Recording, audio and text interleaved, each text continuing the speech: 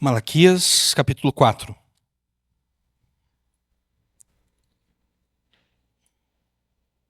Malaquias 4, nós vamos ler a partir do versículo 5. Na verdade, os dois últimos versículos, os versículos 5 e 6.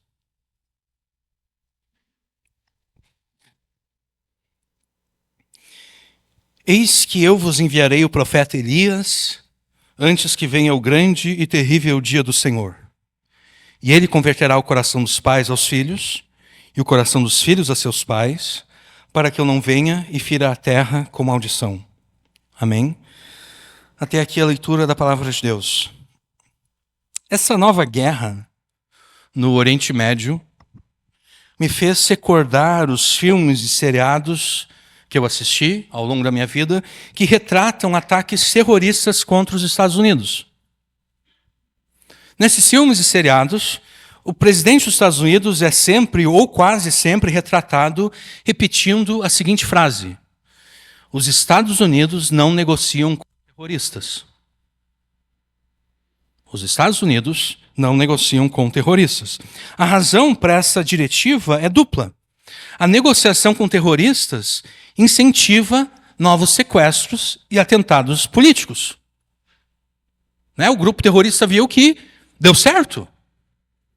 Ele ameaçou que iria explodir o avião e o presidente dos Estados Unidos cedeu. Então agora eu vou tentar explodir um outro avião, porque ele vai ceder novamente.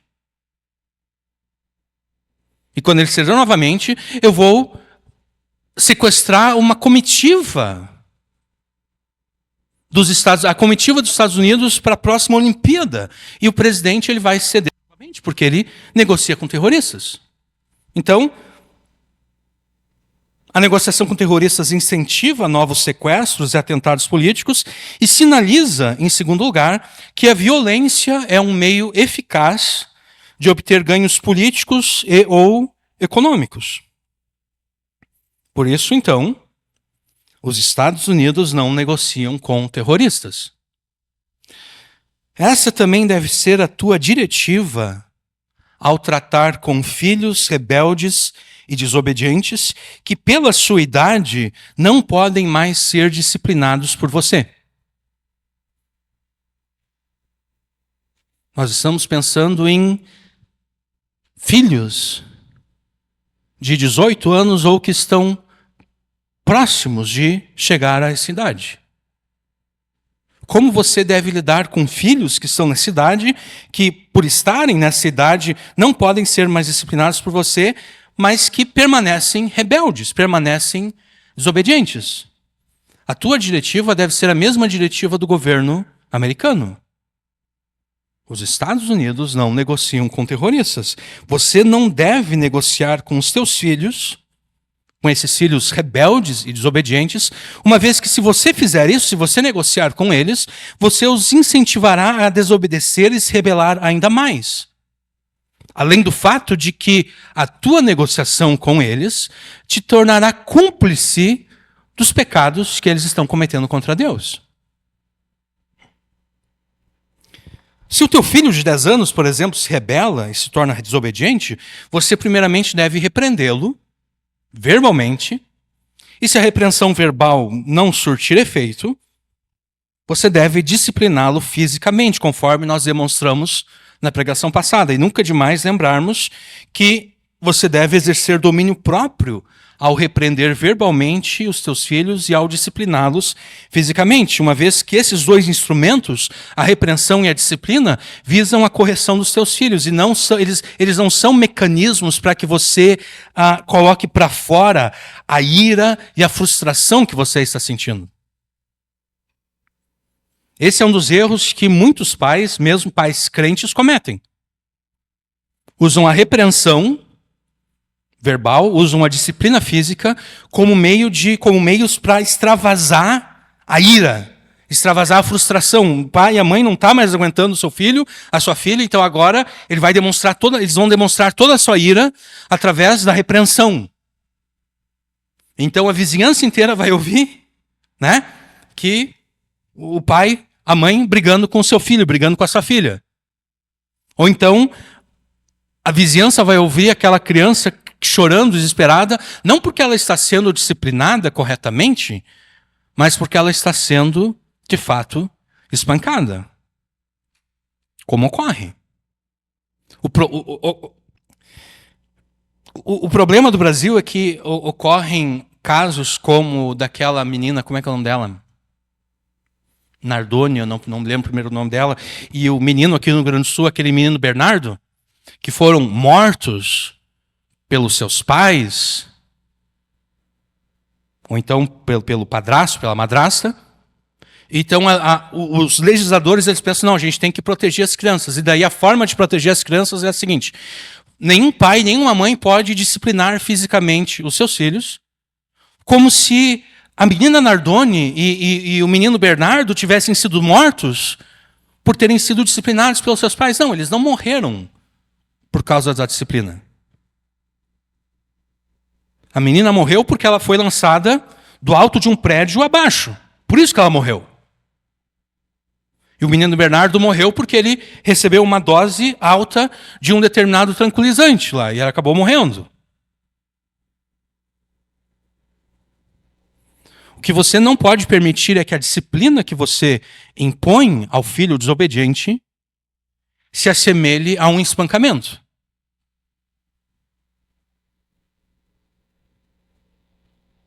Não, você deve disciplinar o filho fisicamente, quando necessário. Mas essa disciplina não é para você extravasar a ira, não é para você, eu estou irritado, não aguento mais essa minha vida e agora eu vou colocar isso para fora através dessa disciplina. Não, o objetivo da disciplina não é que você extravase a ira. O objetivo da disciplina é que você corrija o filho ou a filha. Por isso, então, é necessário exercer domínio próprio. É assim que você deve corrigir os filhos quando eles se tornam rebeldes e desobedientes, repreendendo-os verbalmente e disciplinando-os fisicamente, sempre com domínio próprio. Mas como você pode corrigir um filho rebelde, desobediente, que completou 18 anos, ou que está prestes a completar 18 anos?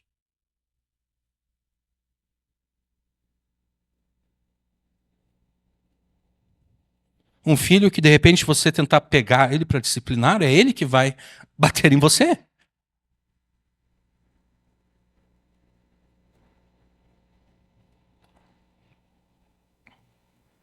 Tome como exemplo desse problema, desse dilema, Hassan Azteca. Talvez você não saiba quem é esse camarada. O Hassan Azteca é um influenciador, eu odeio ter que usar essa palavra. Uma das piores pragas que surgiram no mundo nos últimos dias é essa ideia de influenciador, influencer, TikToker. Eu espero que até os anos 30 isso tenha desaparecido da história da humanidade, né? Mas, de qualquer forma, esse Hassan Azteca ele é um influenciador argentino de 21 anos. E ele viralizou ao confessar não se sentir obrigado a trabalhar para se sustentar, uma vez que ele não pediu para nascer.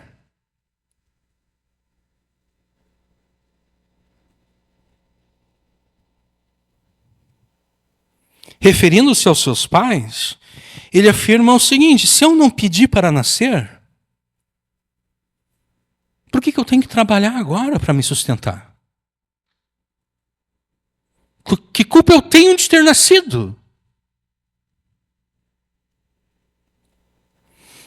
Que eles me sustentem e pronto, porque se eles quiseram me ter, é eles que têm que me sustentar, referindo-se aos seus pais. A gente que não está falando de uma criança de 10 anos, a gente está falando de um rapaz, um homem de 21 anos, que obviamente ainda mora com seus pais. E ele está dizendo, olha, eu não vou ajudar com as despesas da casa, eu não vou ajudar com nada. Eu não me sinto obrigado a fazer nada, a trabalhar para nada, porque eu não pedi para nascer. Os meus pais que me sustentam, e foram eles que quiseram que eu nascesse, foram eles que me fizeram, então eles que me sustentem para o resto da vida. Como você lidaria com um filho assim? Imagina que você tem um filho assim.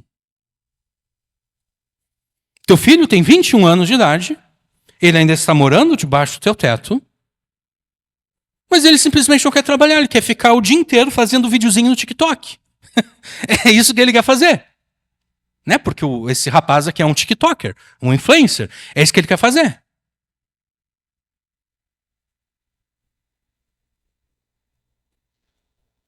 Como você é um pai cristão, como você é uma mãe cristã, lidaria com um filho que se comporta assim? Um filho que age como Hassan Asteca, ou que se rebela de outras maneiras contra os seus pais, esse filho, ele pode ser comparado, guardadas as devidas proporções, ele pode ser comparado a um terrorista que pretende angariar vantagens políticas e ou econômicas mediante atos de violência e outras ameaças. E essa comparação é justa, porque um filho que se rebela deste modo aterroriza tanto aos seus pais como ao restante da família. E se não cuidar, ele vai começar a aterrorizar a sociedade. Porque um filho que assim se rebela contra os seus pais, normalmente vai se tornar um criminoso. E então, além de aterrorizar os seus pais, a sua família, ele vai começar a aterrorizar a sociedade. Então, esse rapaz, alguém que se comporta dessa forma, ou que se rebela de outras formas contra os seus pais, esse filho, essa filha, eles podem ser comparados a um terrorista.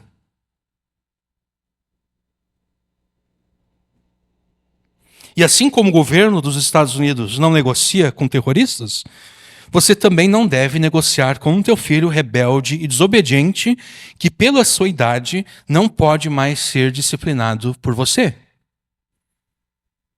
Você não deve negociar com esse filho, mas o que nós queremos dizer quando afirmamos que você não deve negociar com esse filho rebelde e desobediente? Com essa afirmação nós queremos dizer que continua sendo tua responsabilidade repreender verbalmente os teus filhos rebeldes e desobedientes, mesmo após eles não estarem mais sujeitos à disciplina física.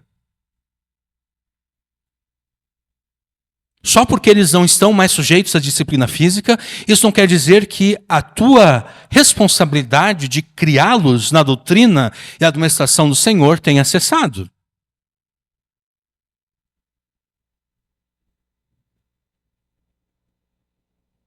Ela permanece.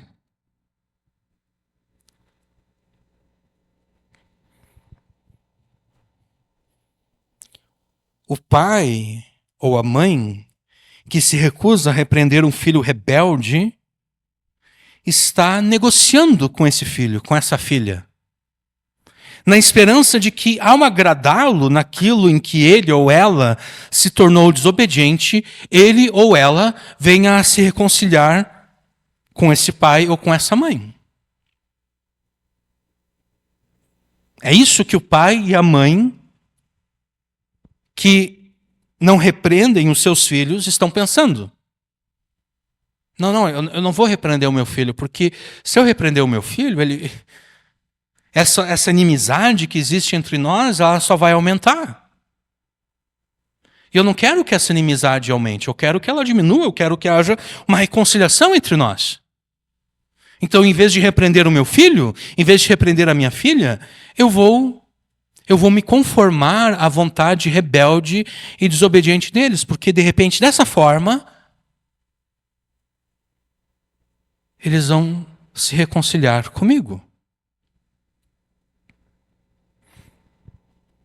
Ocorre que, assim como o governo que negocia com terroristas descobre que somente assegurou a ocorrência de novos sequestros e atentados terroristas, assim também você, ao negociar com os teus filhos rebeldes e desobedientes pela tua recusa em repreendê-los, assim você também descobrirá que somente se assegurou de que os teus filhos desobedecerão e se rebelarão ainda mais.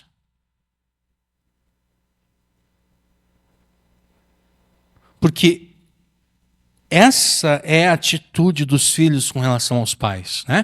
Desde pequenos, os filhos eles ficam testando os seus pais. o pai e a mãe diz, não pode fazer isso. A criança... Sabe aqueles videozinhos que a gente vê? Eu já vi alguns vídeos assim no YouTube. Tá aqui, esse controle remoto aqui é bem na beiradinha. E tem um gato sentado aqui. Na verdade não está bem na beiradinha, está aqui assim. E o gato gosta de jogar tudo para baixo, né? Então o gato está ali, aqui. Tem um videozinho que eu vi, que era um copo d'água, cheio de água. E a dona, quando chegou bem pertinho aqui da beiradinha, a dona do gato disse, quase como que implorando, não. O gato olhou para ela e deu um tapa, né? É assim que os filhos fazem com seus pais. Os pais estabelecem um limite e os filhos vão testar os limites. Eles vão ver, será que meu pai vai bater em mim mesmo se eu fizer isso aqui? Eu vou testar. Vamos ver se vai acontecer ou não. E esse comportamento que fica testando os pais, ele permanece nos filhos. Se os pais não sabem erradicar esse comportamento dos filhos, através de um ensino positivo da escritura e também corretivo, através da repreensão da disciplina física, esse comportamento ele vai permanecer. Os filhos vão chegar à idade adulta e eles vão continuar testando os seus pais. Então você cedeu, você negociou com os seus filhos terroristas, na esperança de que, ao negociar com eles, ao ceder, ao se conformar à vontade desobediente e rebelde deles, eles fossem se reconciliar contigo. Mas, na verdade, o que você conseguiu foi o seguinte, eles estabeleceram um novo limite. Bom, se eu fizer isso aqui, antes meu pai e minha mãe não queriam que eu fizesse isso aqui. Eu fiz. E eles não reclamaram. Eles não me repreenderam. Então, eu sei que eu posso ir um pouco mais adiante na próxima vez. Eu sei que eu posso avançar o sinal na próxima vez. Então, assim como o governo que negocia com terroristas descobre que somente assegurou a ocorrência de novos sequestros e ataques terroristas, assim também você, ao negociar com seus filhos rebeldes e desobedientes pela tua recusa em repreendê-los, descobrirá que somente assegurou de que eles desobedecerão e se rebelarão ainda mais. Se os teus filhos haverão de se reconciliarem com você e com Deus, se os teus filhos haverão de se reconciliarem com você e com Deus, será porque você se recusou a negociar com eles. Não será porque você cedeu à vontade deles, não. Será porque você se recusou a negociar com eles. Se eles haverão de se reconciliarem com você e com Jesus, será porque em vez de se tornar cúmplice dos pecados deles, você os repreendeu pela sua desobediência e rebeldia. Mas conforme nós vamos demonstrar logo em seguida, antes de repreendê-los pelos seus pecados, você deverá confessar os pecados que cometeu contra eles.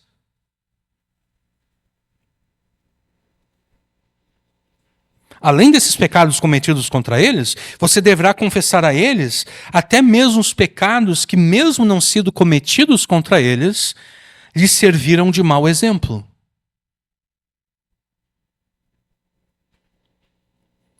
Como o título da mensagem é esse? Como você converterá os filhos rebeldes e desobedientes de volta a Jesus e a você? Como você fará isso? Não será negociando com eles para que eles se tornem, para que você se torne cúmplice dos seus pecados, não. Se você deseja converter os filhos rebeldes e desobedientes de volta a Jesus e a você, é necessário que você confesse aos filhos tanto os pecados que você cometeu contra eles, quanto aqueles pecados que, embora não tenham sido cometidos contra eles, lhes serviram de mau exemplo. E por fim, então, depois dessa confissão, é necessário que você os repreenda pela sua desobediência e rebeldia, evitando desse modo tornar-se cúmplice dos pecados que eles cometem contra Deus. E ao longo dessa pregação nós vamos demonstrar como são importantes e indispensáveis cada um desses quesitos e como é que você cumprirá cada um deles. Quando há um conflito entre duas partes, cabe à parte culpada e ofensora buscar a parte inocente e ofendida para fazer as separações e restituições necessárias para ser possível a reconciliação. É isso que deve ser feito quando há um conflito entre duas partes. A parte culpada e ofensora deve buscar a parte inocente e ofendida para fazer as separações e restituições necessárias para ser possível a reconciliação. Ocorre que em conflitos familiares, seja entre marido e mulher, seja entre pais e filhos, normalmente não há uma parte que seja inteiramente culpada e ofensora e outra que seja completamente inocente e ofendida. Em conflitos familiares, seja entre marido e mulher, seja entre pais e filhos, é normal que as duas partes sejam culpadas, ainda que de ofensas distintas. Em um conflito entre marido e mulher, é normal que os dois sejam culpados. Num conflito entre pais e filhos, é normal que as duas partes sejam culpadas.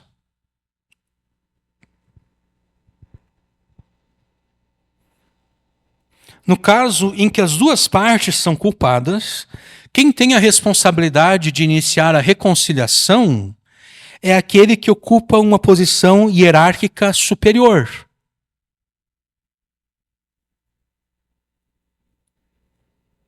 Isso é assim, pois aquele que ocupa uma posição hierárquica superior deve liderar pelo exemplo.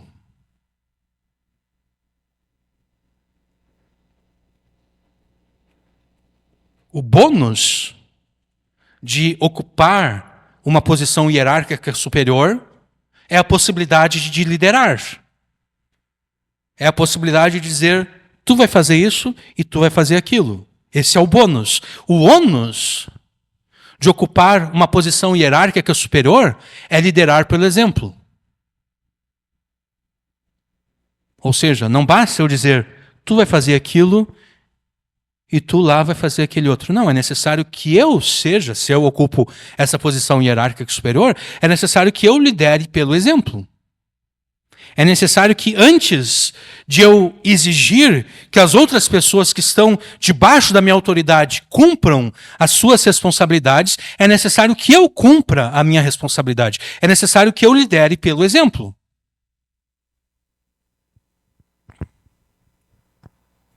No caso de conflitos entre marido e mulher, cabe ao homem procurar a sua mulher para fazer as separações e restituições necessárias para, assim, dar início à reconciliação do casal. Ao ver o exemplo dado por seu marido, a mulher será animada a continuar esse processo de reconciliação, fazendo as separações e restituições necessárias ao seu esposo. No caso de conflitos entre pais e filhos, cabe aos pais procurarem os seus filhos para fazerem as separações e restituições necessárias à reconciliação familiar. Ao ver o exemplo dado por seus pais, os filhos então serão animados a continuar esse processo de reconciliação, fazendo as separações e restituições necessárias aos seus pais. É possível, e aqui eu estou falando especificadamente acerca de pais e filhos, é possível e muito provável que este processo de reaproximação e reconciliação demande bastante tempo e perseverança, a depender especialmente do que causou esse distanciamento, esse estranhamento, esse desentendimento e o grau de enfrentamento ocorrido entre pais e filhos. Então, a depender do que aconteceu entre pais e filhos, os pais não devem esperar que em um dia o problema será resolvido.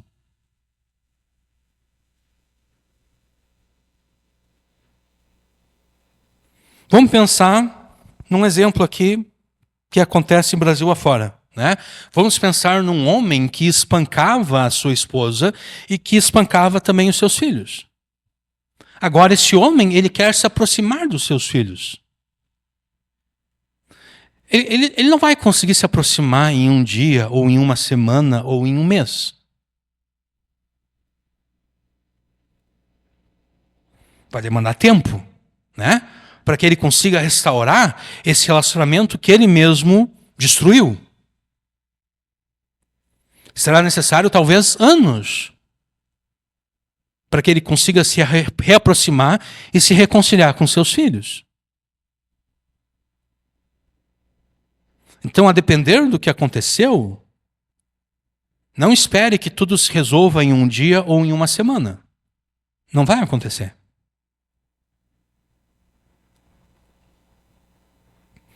Mas a alternativa a essa perseverança que investe tempo na reconciliação com os filhos é o distanciamento, é o estranhamento, desentendimento, enfrentamento e inimizade cada vez maiores.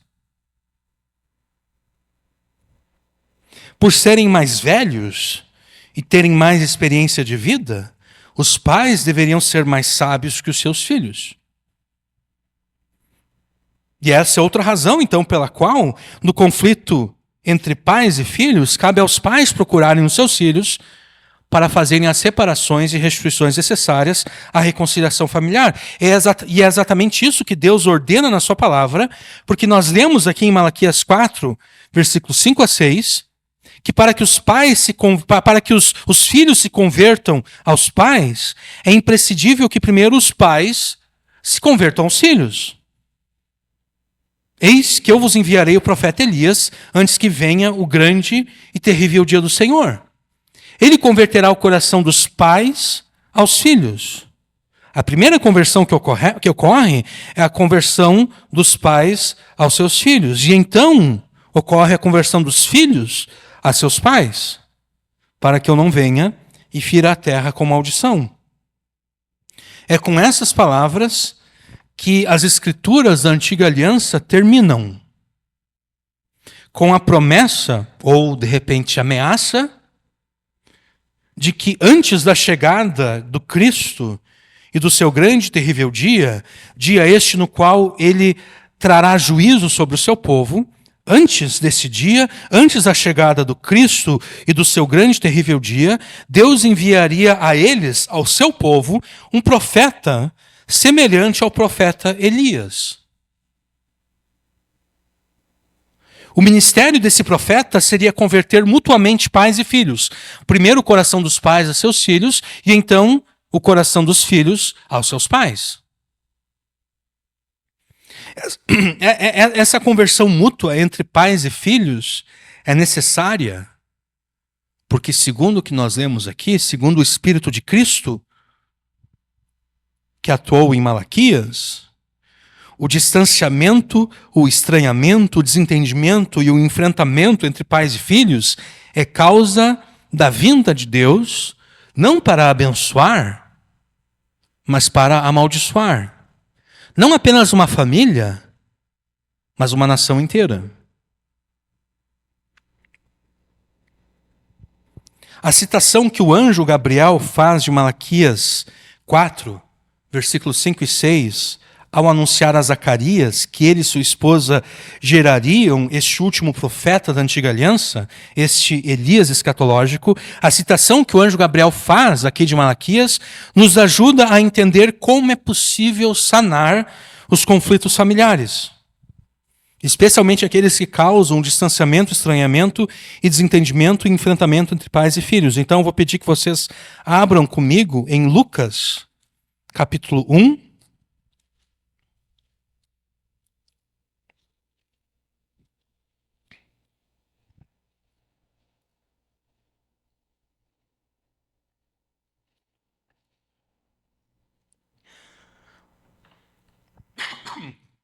Lucas, capítulo 1. Nós vamos ler os versículos 16 e 17. Aqui o anjo Gabriel está anunciando a Zacarias o nascimento do seu filho, que eles tanto esperavam e desejavam. Mas eles não vão ter apenas um filho, eles vão ter um filho que será o último profeta da antiga aliança. Então o anjo, falando acerca do filho de Zacarias e Isabel, afirma o seguinte, no versículo 16: E converterá muitos dos filhos de Israel ao Senhor seu Deus, e irá diante dele, do Senhor seu Deus, que é Jesus, né? E irá diante dele no espírito e poder de Elias, para converter os corações dos pais aos filhos, e os rebeldes a prudência dos justos, com o fim de preparar ao Senhor um povo bem disposto. O verso 16 afirma que João Batista, o Elias escatológico, converterá muitos dentre os filhos de Israel ao Senhor seu Deus, a Jesus. E então no versículo 16 nós temos a citação de Malaquias 4, versículos 5 e 6. Irá adiante no espírito e poder de Elias, para converter os corações dos pais aos filhos e os rebeldes à prudência dos justos, com o fim de preparar ao Senhor um povo bem disposto. Note como a citação de Malaquias aqui, ela permanece relativamente igual na primeira parte. Converter o coração dos pais aos filhos. A segunda metade, ela foi modificada pelo anjo Gabriel, e certamente o anjo Gabriel fez essa modificação por ordem de Deus. Foi modificado de converter o coração dos filhos aos pais para converter os rebeldes à prudência dos justos. Na nossa tradução, ou ainda na Nova Almeida atualizada, converter os desobedientes à prudência dos justos, e isso com o fim de preparar e habilitar para o Senhor Jesus um povo bem disposto. Essa modificação feita pelo anjo Gabriel tem o claro objetivo de demonstrar que os pais estão entre os prudentes e justos. Porque essa é a substituição que foi feita, né? Irá diante dele no espírito e poder de Elias para converter o coração dos pais aos filhos, e em Malaquias, o coração dos filhos aos pais. Aqui em Lucas, para converter o coração dos pais aos filhos, e os rebeldes, que são os filhos, à prudência dos justos, que são os pais. Então os pais pertencem a esse grupo de pessoas que são tidos como prudentes e justos. Já os filhos pertencem ao grupo de pessoas que são classificados como rebeldes. Como é que os pais chegaram a estar entre os prudentes e justos? Os pais chegaram a estar entre os prudentes e justos por estarem entre aqueles que se converteram ao Senhor Jesus. Os pais, aqui, chamados de prudentes e justos, eles estão entre aqueles que são citados no versículo 16. Converterá muitos dos filhos de Israel ao Senhor seu Deus. Esses que foram convertidos ao Senhor seu Deus, a Jesus, são esses pais que agora são tidos como justos e prudentes. Tendo se convertido a Jesus, os pais, mediante o seu arrependimento de pecados e fé em Jesus, são contados agora entre os prudentes e justos. Então, estando entre os prudentes e justos, cabe aos pais, agora, a responsabilidade de se converter aos seus filhos. De se converter àqueles que, pelos seus pecados e incredulidade, ainda permanecem na desobediência, ainda permanecem pecando contra eles próprios pais e contra Deus. Ou seja, para que os teus filhos se convertam a Jesus e então a ti, é necessário que você primeiro se converta a Jesus e então a eles.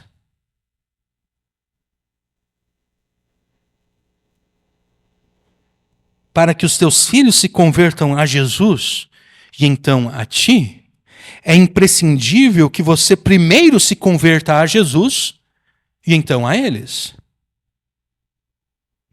Isso é necessário, pois como você poderia esperar ou mesmo exigir que os teus filhos se arrependam da sua rebeldia e desobediência, enquanto você mesmo permanece rebelando-se contra Deus e desobedecendo a Jesus?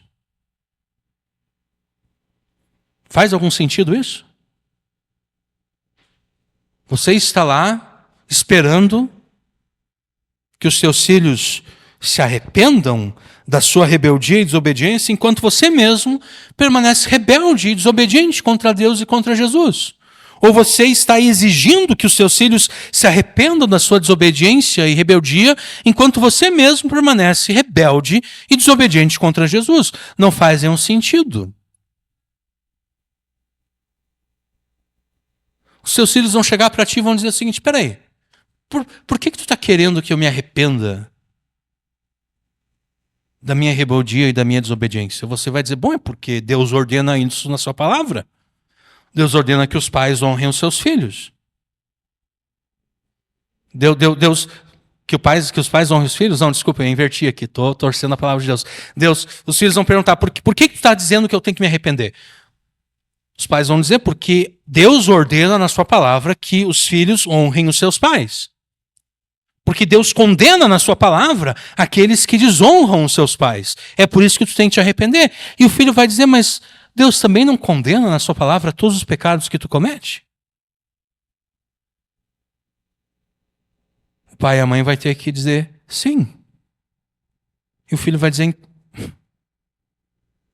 primeiro te converte tu primeiro. Primeiro tu te converte a Deus, para depois tu vir pregar para mim.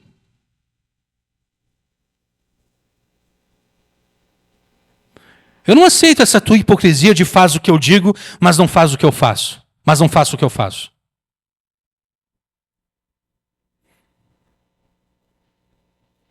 Se tu quer que eu me arrependa porque a Bíblia ordena que eu me arrependa, que eu venha me arrepender, a Bíblia também te ordena que tu te arrependa. Então primeiro te arrependa tu, e depois vem pregar para mim.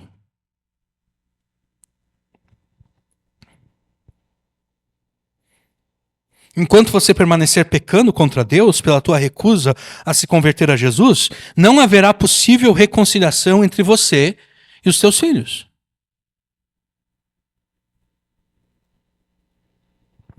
E não haverá possível reconciliação entre você e os seus filhos, visto não haver reconciliação entre você e Deus.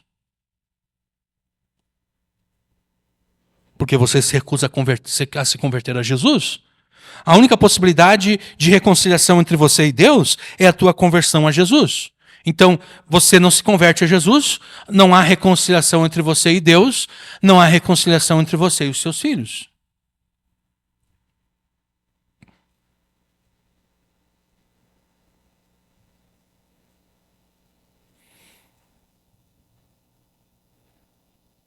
E aqui cabe a pergunta: você ama mais ao pecado ou aos teus filhos?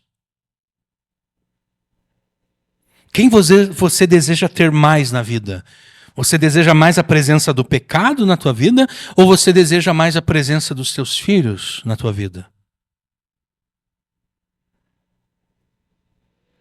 Porque nesse caso é o teu pecado que está impedindo a tua reconciliação com os filhos, né? Você quer que eles se arrependam enquanto você mesmo não se arrependeu. Ou colocando a situação, a questão de uma outra forma: você ama mais ao pecado ou a Deus?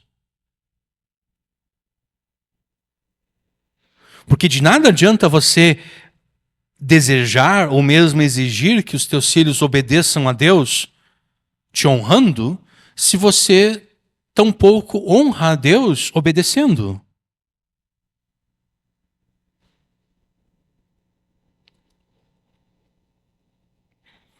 Enquanto você não estiver disposto a abandonar o pecado, pela tua conversão a Jesus, não haverá reconciliação possível, nem entre você e os seus filhos, nem entre você e Deus.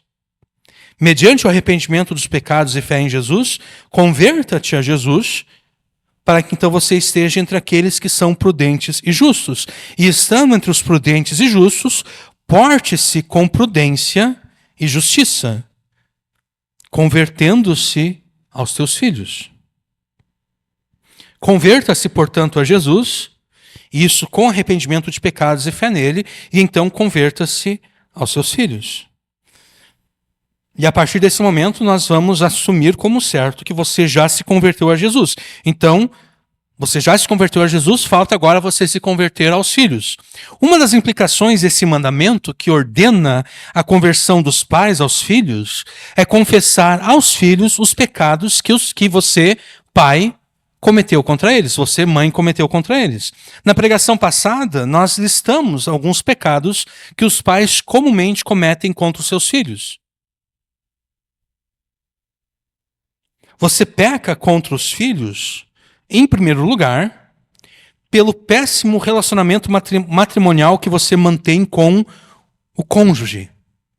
Isso nós citamos na penúltima pregação e nós resumimos na última mensagem. Sempre que você, mulher, falha em se submeter ao marido, você está incitando os seus filhos em direção ao mal. E desse modo, conduzindo eles a desobedecer a Jesus. E o mesmo é verdade com relação ao homem. Sempre que você, homem, falha em servir a família como sacerdote, você está incitando os filhos em direção ao mal e, deste modo, conduzindo-os a desobedecer a Jesus. Você peca contra os filhos, em segundo lugar, sempre que você os incita em direção ao pecado pelo comportamento hipócrita.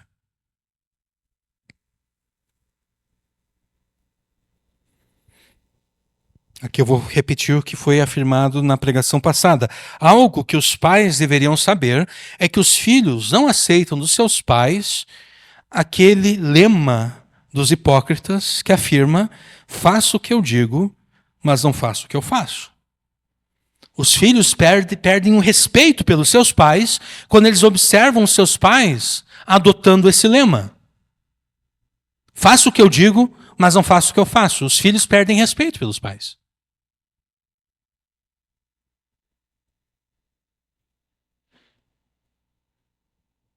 Porque os filhos percebem rapidamente a hipocrisia dos pais, que os ordena a obedecer a Bíblia, ao mesmo tempo que os pais não a obedecem.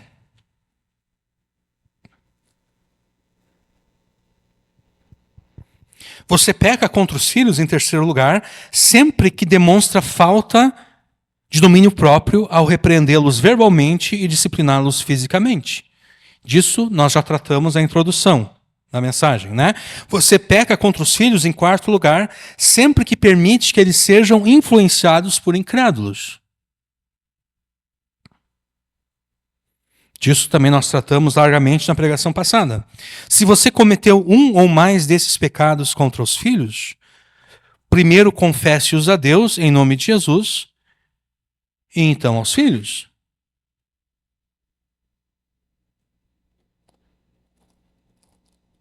Essa é uma das implicações dos pais se converterem aos seus filhos. Confessar os pecados cometidos.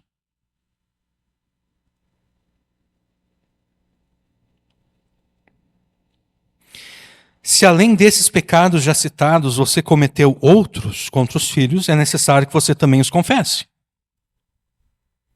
Talvez um dos pecados que você cometeu contra eles foi tê-los abandonado. Sendo este o caso, é necessário que você confesse o pecado de tê-los abandonado. Talvez você os abandonou porque o relacionamento com a pessoa com quem você os esteve tenha terminado. E esse relacionamento pode ser um casamento, em que o casal se divorciou, um foi para um lado, outro foi para o outro, e daí aquele que foi para o outro lado acabou abandonando os seus filhos, ou, de repente, o que é muito mais comum é um casal de namorados ter um filho, e então o namoro termina. E um vai para o lado, outro vai para o outro. E o que vai para o outro abandona o seu filho, a sua filha.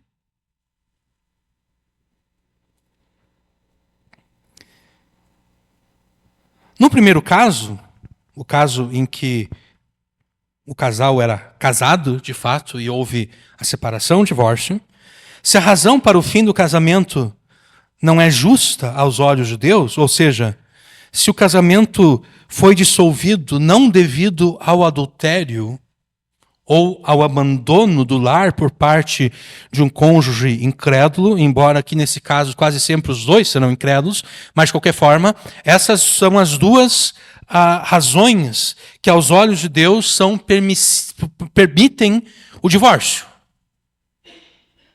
Né? Houve o adultério de uma das partes, então a parte que foi ofendida, ela tem a possibilidade de, quer saber? Eu até te perdoo, pelo adultério cometido. Eu te recebo, vamos pensar no casal crente, né? Eu te recebo novamente como irmão em Cristo, como irmã em Cristo, mas eu não te recebo como cônjuge.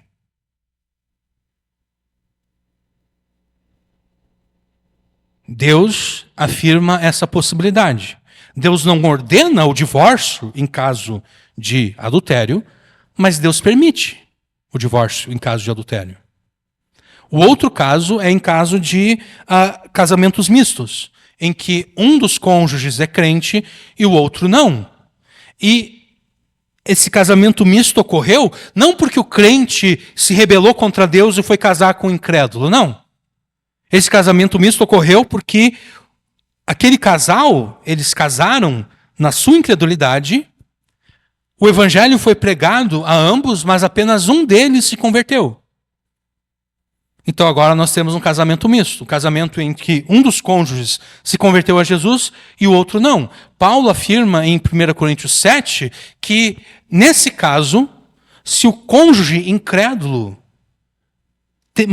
manifesta o desejo de permanecer casado, o cônjuge crente não deve buscar a separação, não deve buscar o divórcio. Mas se o cônjuge incrédulo disser, quer saber, eu não aguento mais ficar casado com um crente, é muito chato ficar casado com um crente. Neste caso, Paulo afirma que o irmão ou a irmã está livre. Está livre para se divorciar e casar novamente.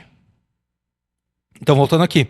No primeiro caso, se a razão para o fim do casamento não é justa aos olhos de Deus, ou seja, se o fim do casamento não ocorreu devido ao adultério ou abandono do lar por parte do cônjuge incrédulo, é necessário que você confesse aos filhos o pecado de tê-los privado injustamente de uma família. E então de tê-los abandonado. Porque a separação não foi justa, né? A separação foi injusta aos olhos de Deus. Então, ali já ocorreu o primeiro pecado. A destruição daquela família quando ela não deveria ter sido destruída. Privando os filhos de uma família estável. Esse foi o primeiro pecado. Esse é o primeiro pecado que deve ser confessado. O segundo pecado é o pecado de ter abandonado. Porque mesmo ocorrendo o divórcio, não é necessário ocorrer o abandono. Aquele pai que não tem a guarda, ou aquela mãe que... Normalmente a mãe fica com a guarda, né? Mas em alguns casos o pai está com a guarda. A pessoa que não está com a guarda do seu filho, ele tem o direito... E na verdade, acho que a lei coloca como um dever, na verdade. Não é apenas o direito, mas ele tem o dever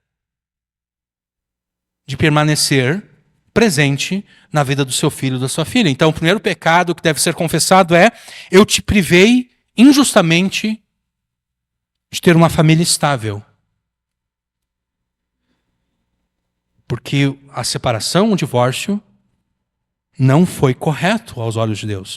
E em segundo lugar, eu pequei contra ti por ter te abandonado.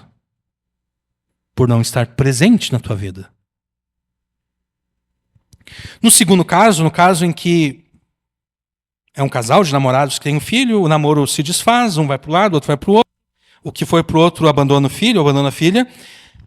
Nesse segundo caso, confesse aos teus filhos que você e a pessoa com quem você os esteve pecaram ao manter relações sexuais antes do casamento.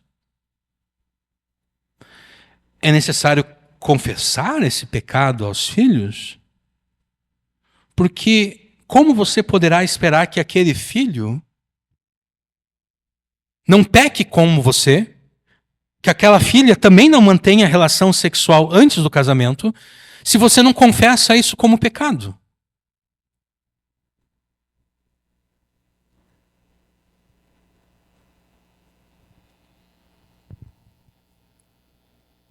Então é necessário que você confesse aos filhos que você e a pessoa com quem você esteve pecaram ao manter relações sexuais antes do casamento e que, embora eles, os filhos, não sejam um erro do qual você se arrepende, você deve reforçar isso. O pecado foi a relação sexual fora do casamento. Mas os filhos não são um erro do qual você se arrepende. Porque imagina o teu pai chegar para ti e afirmar o seguinte: olha, tu é um erro do qual eu me arrependo.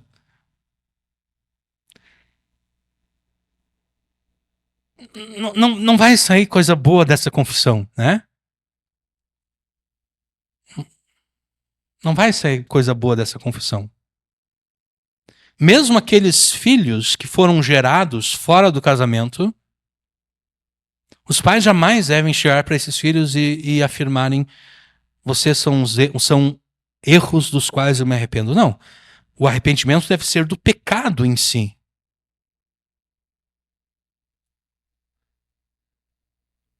Agora, a consequência do pecado, ela pode ser transformada em bênção por Deus. Né? Então, reforce que eles próprios, os filhos, não são um erro do qual você se arrepende.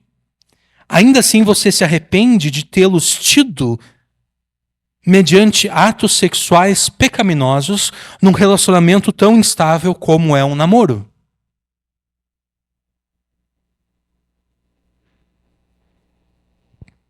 Ressaltando novamente que eles não são um erro do qual você se arrepende, afirme que você se arrepende de que eles nasceram de um relacionamento impróprio para ter e criar filhos, que é o namoro.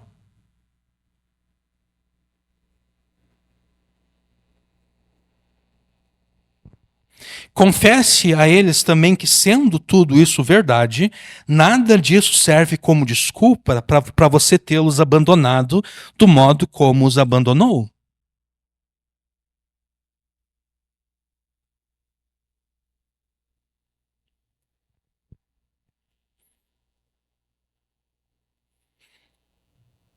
É necessário que você confesse esses pecados aos seus filhos, porque, de novo, como você poderá esperar que eles não cometam esses mesmos pecados e outros semelhantes se você não demonstrar arrependimento por tê-los cometido? Se além desses pecados já citados você cometeu ainda outros, é necessário que você também os confesse. Além dos pecados cometidos contra os filhos, os pais devem confessar aos filhos também aqueles pecados que, mesmo não tendo sido cometidos contra eles, serviu-lhes de mau exemplo. Aqui entra aquela hipocrisia da qual nós já tratamos antes, né? A hipocrisia, o pecado que você cometeu de forma hipócrita foi contra uma outra pessoa, mas a hipocrisia representada por aquele pecado é um pecado contra a tua família, contra os teus filhos. Porque os teus filhos estão te observando, eles estão vendo, pô, olha só. Meu pai disse que eu não devo mentir, mas eu vi que ele estava mentindo ali para o cliente dele.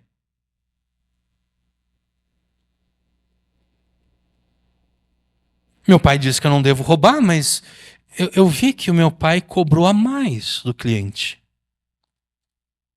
Ele deveria ter cobrado menos, ele deveria ter cobrado o preço justo. Mas ele inventou um outro problema aqui, se aproveitou do fato de que o cliente não entende mesmo, e disse, olha, também eu tive que trocar aquela outra peça lá, não sei o que e tudo. É isso. É, claro que não trocou, né? Não, inventou que trocou, mas não tinha nada a ser trocado, né? Não tinha nada a ser trocado, o cara... Porque é fácil isso, né? Tu entende muito bem num assunto que a maioria das outras pessoas não entende. É fácil tu dizer, olha, tem que trocar isso, aquilo, quando na verdade bastava trocar apenas uma ou duas peças, né? Porque a menos que a pessoa vai consultar 2 ou 3 profissionais, né? Para verificar o que cada um vai dizer. O problema é que se aquela profissão é famosa por ter profissionais enrolões e mentirosos, todos os profissionais vão dizer, não, tem que trocar tudo isso aqui, ó. Tudo isso aqui tem que trocar, e o cara vai pensar realmente que tem que trocar tudo aquilo ali, quando na verdade só precisava trocar uma peça. Mas de qualquer forma, o meu pai disse que não deve mentir, que não deve roubar, que não deve enganar, mas eu vejo o meu pai mentindo, roubando, enganando o tempo inteiro. Adulterando mel ali, né? Quer dizer, pô, não pode fazer isso. Então, além dos pecados cometidos contra os filhos, os pais devem confessar. O que está vendo aí? Tá. Além dos pecados cometidos contra os filhos, os pais devem confessar aos filhos aqueles pecados que, mesmo não cometidos contra os filhos, serviu-lhes de mau exemplo. Lembre-se que para que os teus filhos se convertam a Jesus e então a ti, é imprescindível que você primeiro se converta a Jesus e então a eles. Confesse então aos filhos tanto os pecados que você cometeu contra eles, quanto aqueles que, embora não tenham sido cometidos contra eles, lhes serviram de mau exemplo. Além disso, considere a seguinte frase: não deixe teus filhos fazerem nada que faça você não gostar deles. Não deixe teus filhos fazerem nada que faça você não gostar deles. Essa afirmação foi feita por um psicólogo não cristão. Mas ainda assim, essa frase ela encapsula verdades cristãs. Você deve amar mais a Jesus do que aos filhos. Ou seja, a tua lealdade última pertence a Jesus e não aos filhos. Né? A gente pode, nós estamos em Lucas, né? A gente pode abrir em Lucas 14.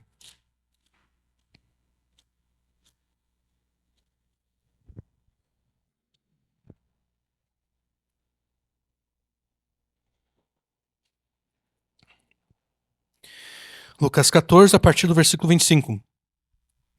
Ora, ia com ele uma grande multidão, e voltando-se disse-lhe: se alguém vier a mim e não aborrecer a seu pai, e mãe, e mulher, e filhos, irmãos e irmãs, e ainda também a sua própria vida, não pode ser meu discípulo. E qualquer que não levar a sua cruz e não vier após mim, não pode ser meu discípulo. Então, um discípulo de Jesus é a pessoa que a sua lealdade última pertence a Jesus e a ninguém mais.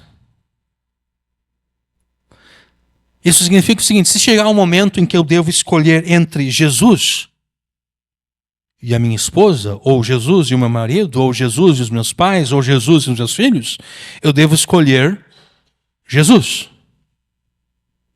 É isso que essa passagem está afirmando. É isso que Jesus está ordenando aqui. Você deve amar mais a Ele, mais a Jesus, do que aos filhos. Ou seja, a tua lealdade última pertence a Jesus e não aos filhos. Sendo que você deve amar mais a Jesus que aos filhos, de modo que a tua lealdade última pertence a Ele e não aos filhos, quanto mais os teus filhos agirem como cristãos, quanto mais os teus filhos obedecerem a Jesus, mais você os amará. Mas você gostará deles. E quanto menos eles se comportarem como cristãos, quanto menos eles obedecerem a Jesus, menos você os amará, menos você gostará deles. Deste modo, não deixe os teus filhos fazerem nada que faça você não gostar deles. Enquanto os teus filhos morarem debaixo do teu telhado, e é necessário lembrar aqui que eu não estou falando de uma criança de 10 anos. Não, eu estou falando acerca de um rapaz, uma moça de 18 anos ou acima disso, ou então que está prestes a chegar a essa idade. Enquanto os teus filhos morarem debaixo do teu telhado, não permita que eles façam nada que, discordando da palavra de Deus, faça você gostar menos deles. Na verdade, essa parte aqui se aplica a filho de qualquer idade, seja de 10 anos, 5 anos, ou 18, ou 30 anos de idade, não importa. Essa parte aqui se aplica a filho de qualquer idade. Enquanto os teus filhos morarem debaixo do teu telhado, não permita que eles façam nada que, discordando da palavra de Deus, faça você gostar menos deles. Deixe bem claro. Agora sim. Agora nós estamos pensando em alguém que atingiu a idade adulta ou está prestes a atingir a idade adulta. Deixe bem claro que se eles quiserem se rebelar contra você e contra Deus, eles terão que sair de casa.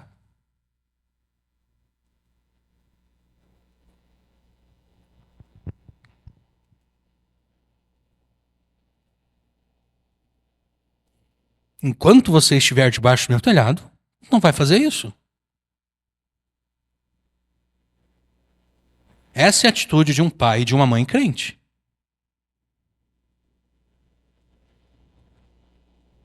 Não vai fazer isso enquanto estiver debaixo do meu telhado. Se tu quiser fazer isso, vai ter que fazer em outro lugar. Aqui não.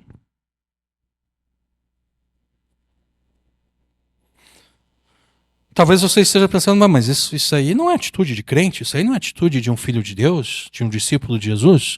Isso é radical demais. Mas o fato é que esse posicionamento ele não é radical nem de mais e nem de menos. Ele é radical o suficiente. Porque que amor é esse que você tem por Jesus e pelos teus filhos, que te leva a afagá-los enquanto eles se rebelam contra você e contra Jesus? Está na hora de você escolher entre Jesus e os teus filhos. E você está escolhendo os filhos.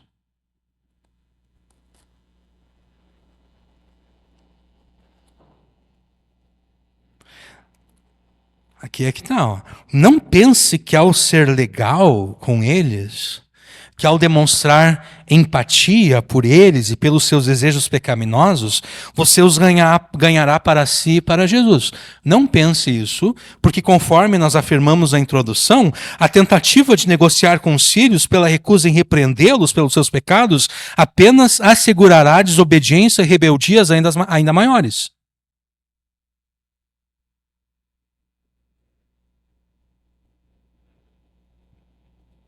É a mesma coisa com relação, quer ver? Ó? Pensa assim, ó.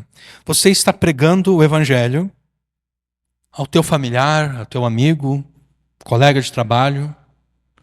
Você não vai ganhar essa pessoa para Jesus se você criar desculpas para os pecados que essa pessoa comete. De repente você até vai conseguir trazer essa pessoa para a igreja, mas não para Jesus. Sabe por que não para Jesus? Porque Jesus exige o arrependimento de pecados.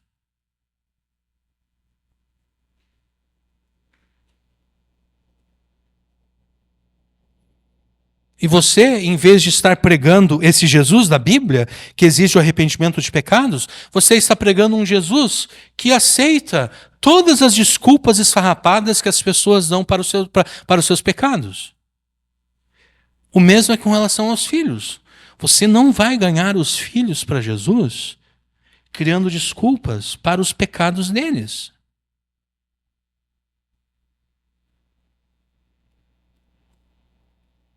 A única possibilidade de você conquistar os teus filhos para Jesus e então para si novamente é se você criar um contraponto entre o pecado que os teus filhos desejam. Não é afagando eles nos seus pecados, não é se conformando aos pecados deles, não, é dizendo o seguinte: isso aqui está errado. O que tu está fazendo é errado.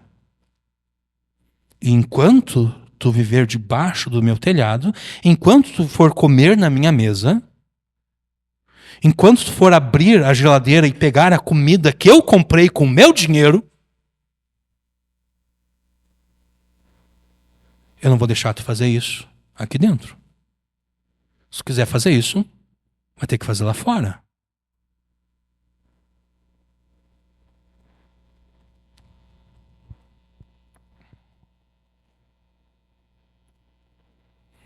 Para ganhar os teus filhos para Jesus, e então para si próprio, você deve pregar a eles o arrependimento, e a pregação do arrependimento jamais afaga os pecadores nos seus pecados. Se você realmente ama a Jesus e aos seus filhos, você deve ser intransigente com os pecados deles, repreendendo-os pelas suas desobediências e rebeldias.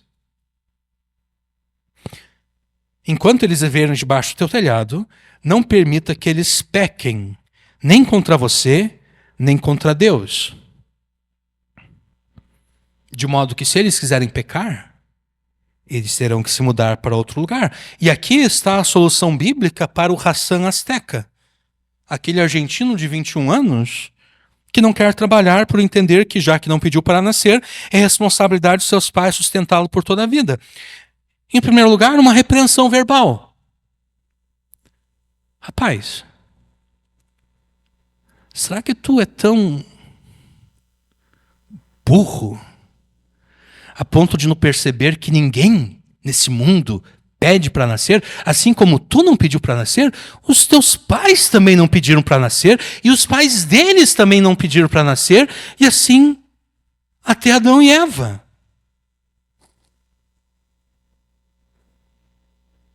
Ninguém pediu para nascer. Então essa tua desculpinha aí é uma desculpinha furada. É uma desculpinha de alguém que ou é muito burro ou então finge ser burro. Ninguém jamais pediu para nascer. Se tu acha que tu não deve trabalhar porque tu não pediu para nascer, bom, os teus pais então também não precisam trabalhar porque eles também não pediram para nascer.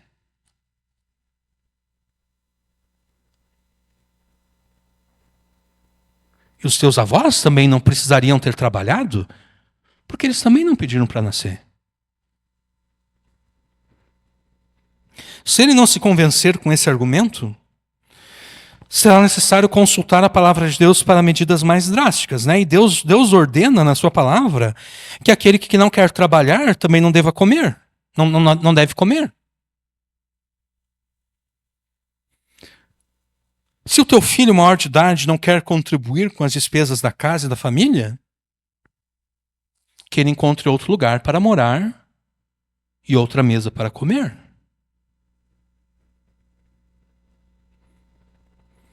Informe-o que já que ele está se rebelando contra Jesus e contra você,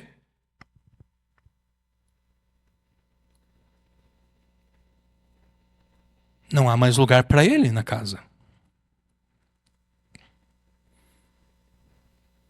Porque continuar a aceitá-lo na casa é dar a bênção à rebeldia dele. É dizer, não, está tudo bem. Não tem nenhum problema com o teu comportamento. Está tudo certo.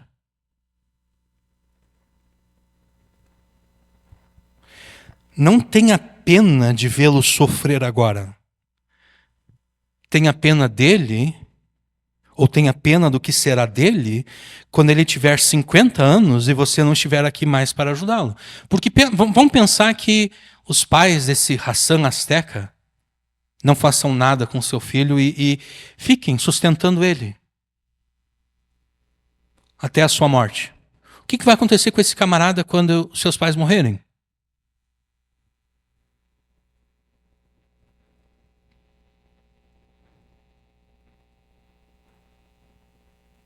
Então não fique com pena de ver o teu filho de 18 anos sofrer agora. Fique com pena do que será dele aos 50 anos de idade. Quando você não vai mais estar aqui.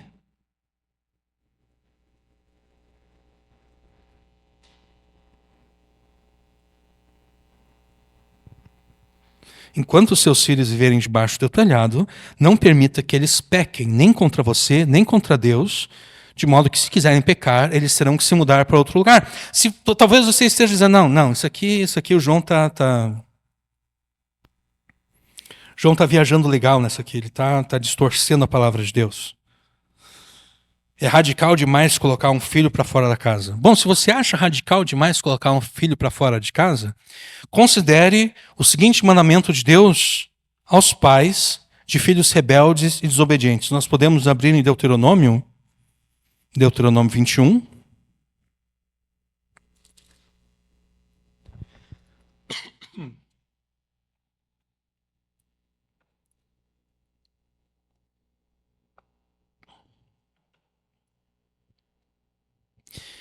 Deuteronômio 21, nós vamos ler a partir do versículo 18. Quando alguém tiver um filho obstinado e rebelde, que não obedecer à voz de seu pai e à voz de sua mãe, e castigando eles não lhes der ouvidos, ou lhes não der ouvidos, então seu pai e sua mãe pegarão nele e o levarão aos anciãos da sua cidade e à porta do seu lugar. E dirão aos anciãos da cidade, este nosso filho é rebelde e obstinado, não dá ouvidos à nossa voz, é um comilão e um beberrão. Então aqui, fica claro que não se está falando de uma criança de 5 anos, que é desobediente aos pais, né? Está falando de alguém que tem idade para beber. Se nós vamos colocar aqui alguém maior de 18 anos. É disso que se está tratando aqui, tá? E dirão os anciãos da cidade: esse nosso filho é rebelde e obstinado, não dá ouvidos à nossa voz, é um comilão e um beberrão. Então todos os homens da sua cidade o apedrejarão até que morra, e tirarás o mal do meio de ti, e todo Israel ouvirá e temerá. Deus, na sua lei, ordena que filhos mais crescidos, a saber, aqueles que já são tidos por adultos, que se recusam a obedecer aos seus pais, sejam denunciados às autoridades e então mortos publicamente. Este mandamento permanece tendo validade, porque em nenhum lugar do Novo Testamento esse mandamento é revogado. Em nenhum lugar dos evangelhos Jesus diz: olha, vocês se lembram daquele mandamento lá em Deuteronômio 21, em que Deus ordenou que os filhos rebeldes fossem mortos? Esse mandamento não tem mais validade. Em nenhum lugar Paulo, ou João, ou Pedro, ou Tiago, ou Judas, nas suas epístolas, também revogaram esse mandamento. Então ele permanece tendo validade. Além disso, eu quero que vocês abram comigo em Mateus 15. Além do Novo Testamento não ter invalidado esse mandamento, nós lemos o seguinte em Mateus 15.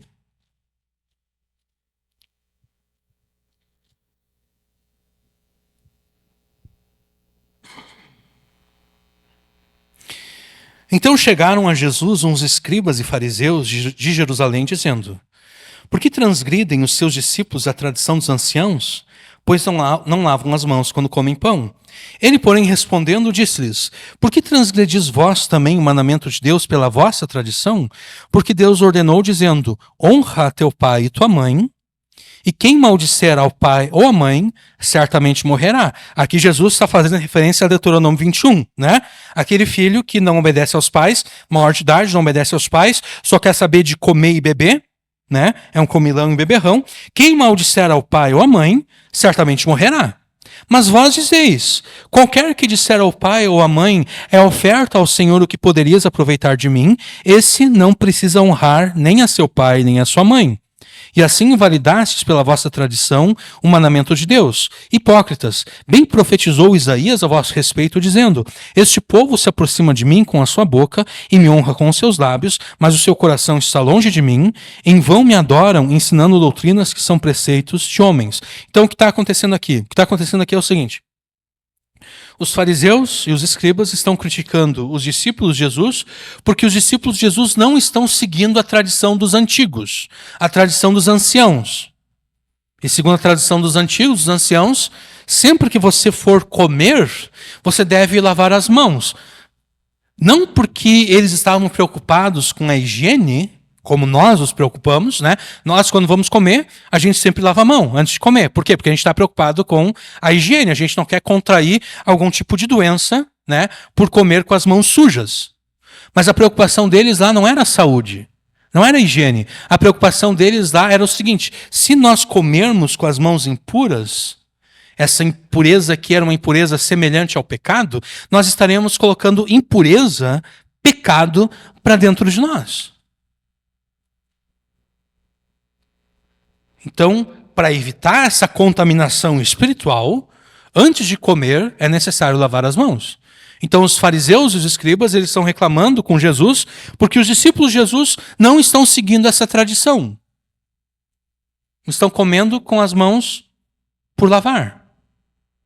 E Jesus diz: pô, mas por que vocês estão reclamando que os meus discípulos não estão obedecendo à tradição dos anciãos, se vocês mesmos, em nome dessa tradição, desobedecem à lei de Deus?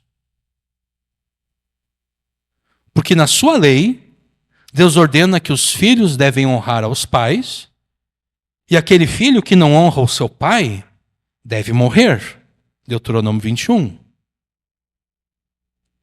Mas vocês estão criando uma desculpa para o filho que não quer honrar o seu pai, para não matar esse homem que não quer honrar o seu pai e a sua mãe. Jesus aqui está reclamando que os escribas e fariseus estão se recusando a condenar à morte o homem que desonra os seus pais. Essa é a reclamação de Jesus aqui. Em vez de vocês obedecerem à lei de Deus, então condenar esse homem à morte, vocês criaram uma desculpa para ele. E a desculpa é a seguinte: bom, os filhos devem honrar os pais, isso desde o início da sua vida até o final. Ou seja, mesmo quando o filho ou filha já é uma pessoa adulta, a responsabilidade permanece. E honrar os pais durante a sua velhice, naquela época, e certamente hoje também, implica o seguinte: bom, meu pai e minha mãe, eles estão precisando de dinheiro. Porque eles têm essas despesas médicas, têm que comprar todos esses remédios, e a aposentadoria deles não chega para comprar esses remédios. Então, eu como filho devo ajudá-los. Mas eu não quero ajudar os meus pais, porque é um desperdício, né?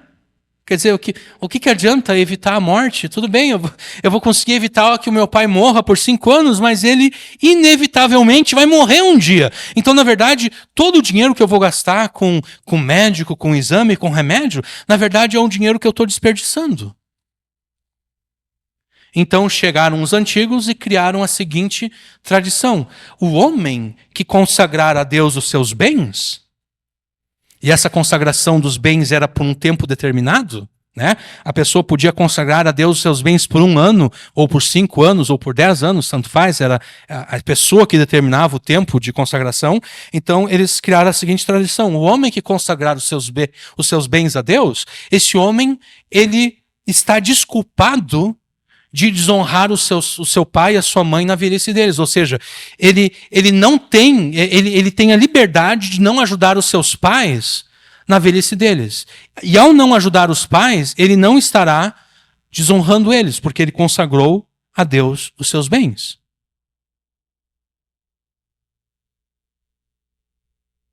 Essa é a reclamação de Jesus aqui. Esse homem, Jesus está argumentando, esse homem, ele deveria morrer. Porque ele está desonrando os seus pais. Mas vocês não querem matar ele. E é por isso, então, que vocês... Matar é uma palavra muito feia, né? Vocês não querem executá-lo. E por não querer executá-lo, então vocês criaram essa desculpinha.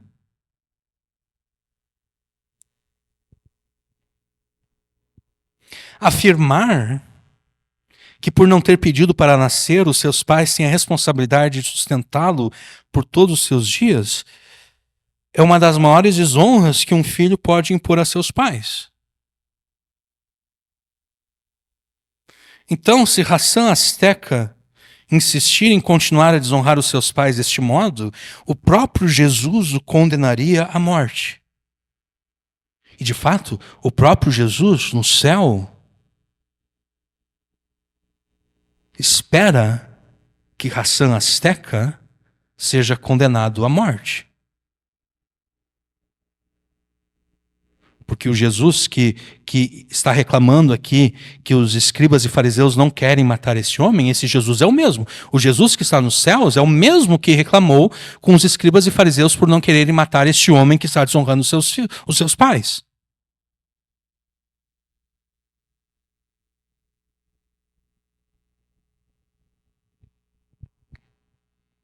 Ocorre que, obviamente, para que esse mandamento seja obedecido, é necessário que a legislação das nações, incluindo o Brasil e a Argentina, se conformem à lei de Deus, né?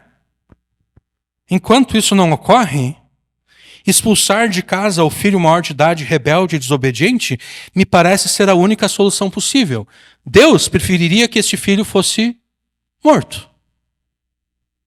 Mas isso não pode acontecer aqui no Brasil, porque as autoridades, né, a legislação brasileira não está conforme à lei de Deus. Isso não pode acontecer na Argentina, porque a legislação argentina não está conforme à lei de Deus. Então, a melhor solução possível é expulsar de casa.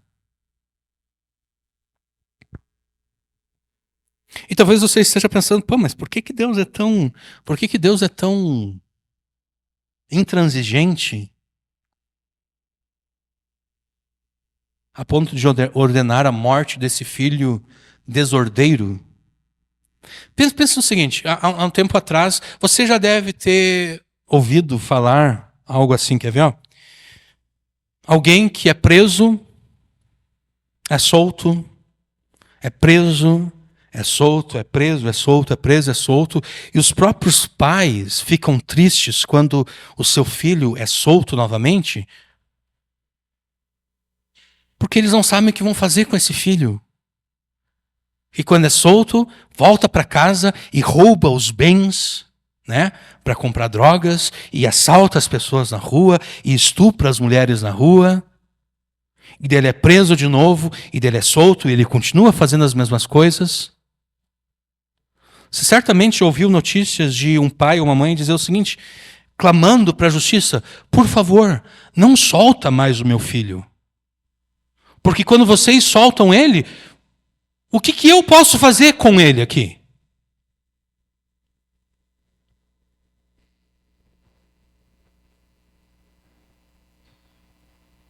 É para evitar esse tipo de coisa que Deus ordena a morte.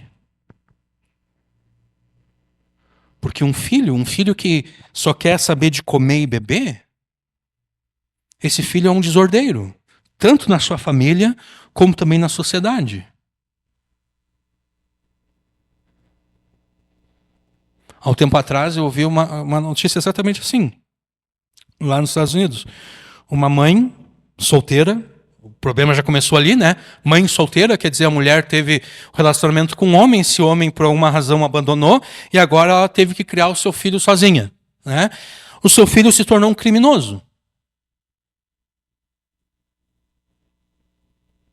E o que ocorria é exatamente isso, ele era preso, solto, preso, solto, preso, solto, preso, solto, e ela chegou aí diante do juiz e dizer, por favor, não solta mais o meu filho.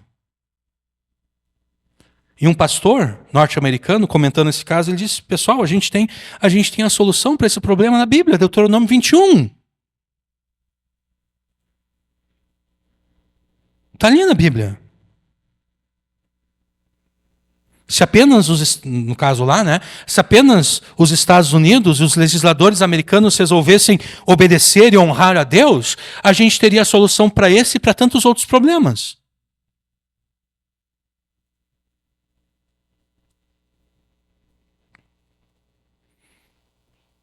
Então, já que Deus ordena a morte nesses casos, e Jesus reafirmou a validade desse mandamento em Mateus 15 e também em Marcos 7, a expulsão de casa jamais pode ser tida como uma ação por demais radical, né?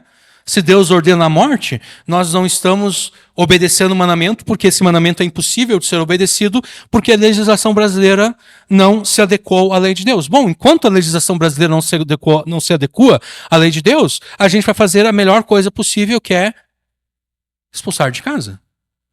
Tu quer se comportar dessa forma? Vai se comportar dessa forma em outro lugar.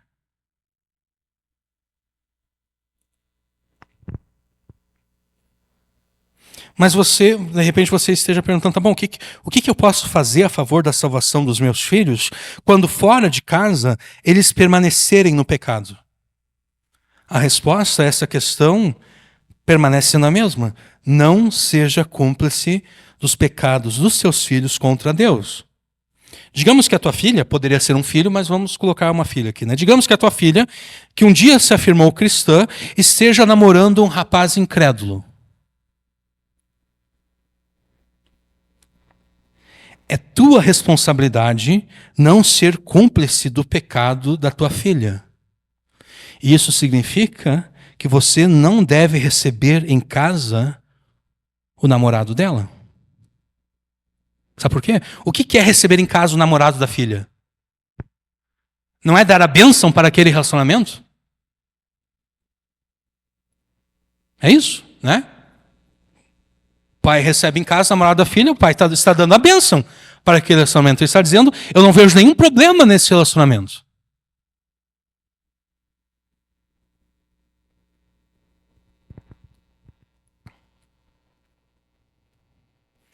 Se você receber o namorado incrédulo da tua filha em casa, ao recebê-lo, você concederá a tua bênção a este namoro que desafia a autoridade de Jesus sobre a tua filha. Sim, porque sendo você crente em Jesus, a autoridade de Jesus se estende a toda a tua família, inclusive a essa tua filha que um dia se declarou crente e que agora se desviou. Jesus continua tendo autoridade sobre ela, e o namoro dela com esse rapaz incrédulo desafia a autoridade de Jesus sobre a tua filha. Portanto, você deve dar testemunho público de que esse namoro desafia a autoridade de Jesus sobre a tua filha, não recebendo o namorado dela em casa.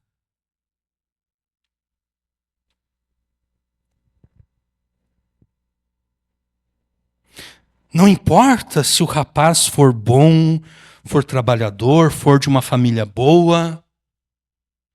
Nada disso importa. Sabe por quê?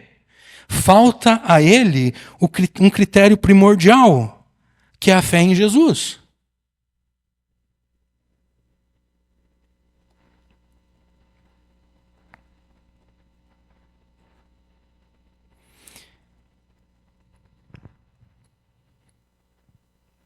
E se a tua filha insistir nesse relacionamento, manifestando o desejo de casar com este homem incrédulo, permanece sendo a tua responsabilidade não ser cúmplice dos pecados dela. Isso significa que você não deve comparecer ao casamento. Porque, de novo, o comparecimento ao casamento significa a bênção, a aprovação. A menos que você esteja comparecendo para que quando o padre ou o pastor fizer a pergunta, né? Existe alguém aqui presente que tenha algo contra essa união? A menos que você esteja lá presente para levantar a mão e dizer sim, eu tenho algo contra essa união. Mas isso não é feito mais nos casamentos, né? Essa pergunta não é feita mais nos casamentos. Então, as pessoas que estão lá presentes, elas estão lá presentes emprestando a sua bênção àquela união. Mas você não pode fazer isso. Então você não deve estar presente. Essa questão foi levantada talvez há uns 2 anos atrás agora. Uma avó, isso lá nos Estados Unidos, uma avó crente, perguntou a um pastor se ela poderia ir ao casamento do seu neto trans. Eu não sei se o neto, na verdade, era neta, que agora se dizia homem, ou de fato era um homem que agora se dizia mulher, eu não sei. Mas, de qualquer forma, o neto dela era trans. E ela queria saber se ela, como uma mulher cristã, poderia ir a esse casamento. Esse pastor respondeu que sim. E ele foi duramente criticado, e ele foi duramente criticado com razão. O comparecimento ao casamento implica a bênção, implica a concordância com aquela união. Como aquela avó pode esperar que o seu... Porque certamente ela espera que o seu neto trans, seja ele homem, mulher, eu não sei o que é, mas de qualquer forma, ela certamente espera que esse homem deixe de ser trans. Mas como ela pode esperar que isso ocorra se ela está no casamento desse homem trans, emprestando a sua concordância com aquela união? Como ela pode pregar arrependimento se ela está aprovando? Não há como, né? Ah, mas vai ficar chato? Sim, claro que vai ficar chato. Vai ficar chato, sim, a moça se casando e nem o pai nem a mãe dela estão presentes no casamento. Vai ficar extremamente chato, mas esse é o preço de seguir a Jesus, né? Deve amar mais a Jesus do que aos filhos. Deve amar mais a Jesus, vai ficar chato na família, né? Imagina, a família vai pensar, olha só que papelão isso aí, a filha, a única filha casando. Nem o pai, nem a mãe estão aí. Bom, você deve estar disposto a ser mal falado pelos seus familiares. Além de não comparecer ao casamento, certamente você não deve ajudar com os gastos com a festa, né? Porque não faz sentido você não comparecer ao casamento, mas financiar a festa. Não pode. Eu me lembro, há alguns anos, agora eu não tenho certeza, mas se eu não me engano, a moça ela ainda era menor de idade. Ela ainda era menor de idade. Não sei se ela tinha 16 ou 17 anos. Não sei. Mas os pais eram convertidos, ela também supostamente convertida. Ela conheceu um rapaz e estava querendo se casar com ele. Mas os pais dela, obviamente, eram contrários ao casamento. Porque eles estavam raciocinando da seguinte forma: não, a nossa filha é nova demais para se casar e ela mal conhece esse rapaz. Tudo bem, o rapaz se diz crente, mas ela mal conhece ele. Então os pais eram contra o casamento. E o que ela fez? Ela fez o seguinte: olha, a gente vai casar. Se vocês não deixarem a gente casar, eu vou fugir de casa, eu vou fugir com ele. Na época, eu tive o discernimento, e eu continuo crendo que é o discernimento correto. A atitude do pai e da mãe deveria ser o seguinte: tudo bem, foge. Porque essa é a atitude de um terrorista, né? Essa é a atitude de alguém que tomou alguém como refém. Se tu não fizer a minha vontade, eu vou meter uma bala na cabeça dessa pessoa aqui. Essa moça de 16, 17 anos, ela tomou os seus pais como reféns. Ela disse: se vocês não apoiarem esse casamento, nós dois a gente vai fugir junto. E daí vai ficar chato para vocês, né? Uma filha, um casal crente cuja filha fugiu com o namorado, vai ficar chato para vocês. Os pais deveriam ter dito o seguinte: então foge.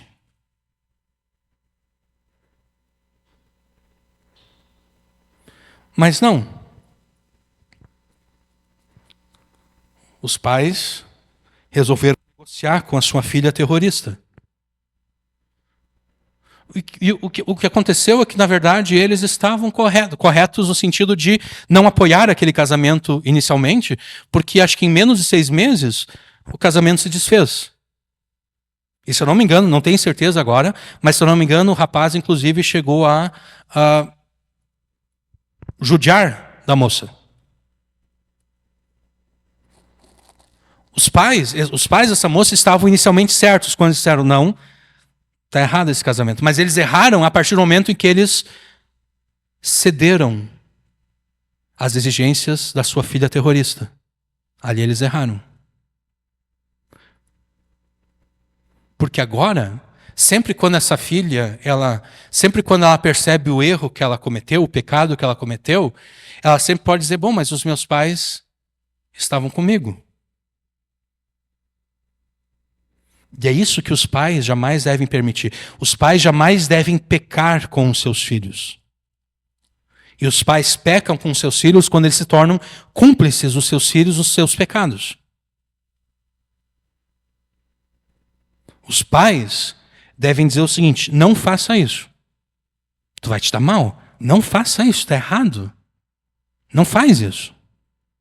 O filho insiste, o pai deve dizer: tá bom, então, eu estou dizendo, não faz. Tu está insistindo? O problema é teu. Tu vai cometer o erro sozinho. Tu vai cometer o pecado sozinho. Eu não vou pecar contigo.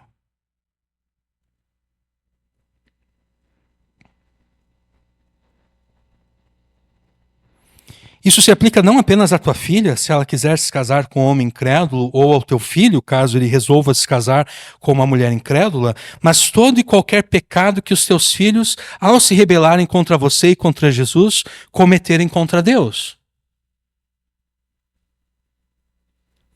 Se você já se tornou cúmplice de um ou mais pecados dos teus filhos, desculpe, estou com problema aqui na minha voz. Se você já se tornou cúmplice de um ou mais pecados dos seus filhos, essa cumplicidade é mais um pecado que você cometeu, não apenas contra Deus, mas contra os próprios filhos.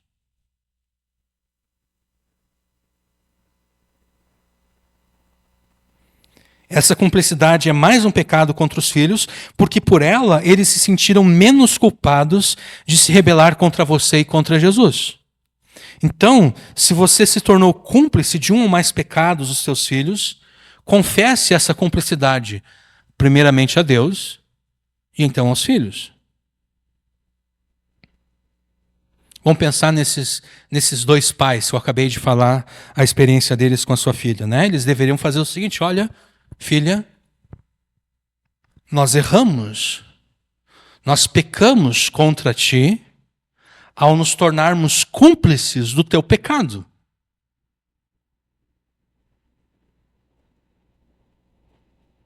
Nós pecamos contra Deus e contra ti ao nos tornarmos cúmplices do teu pecado. Foi errado o que nós fizemos.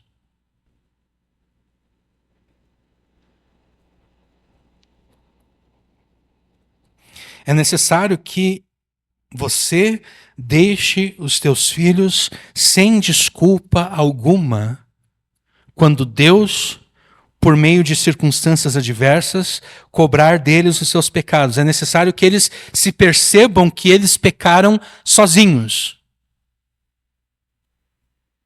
É necessário que quando Deus, através de circunstâncias adversas, cobrar os pecados deles, é necessário que eles cheguem à seguinte conclusão: eu deveria ter ouvido o meu pai e a minha mãe, eu deveria ter obedecido a Jesus. É necessário que eles te vejam como aquele que estava certo. Opa, eu não queria ter ligado aquele lá.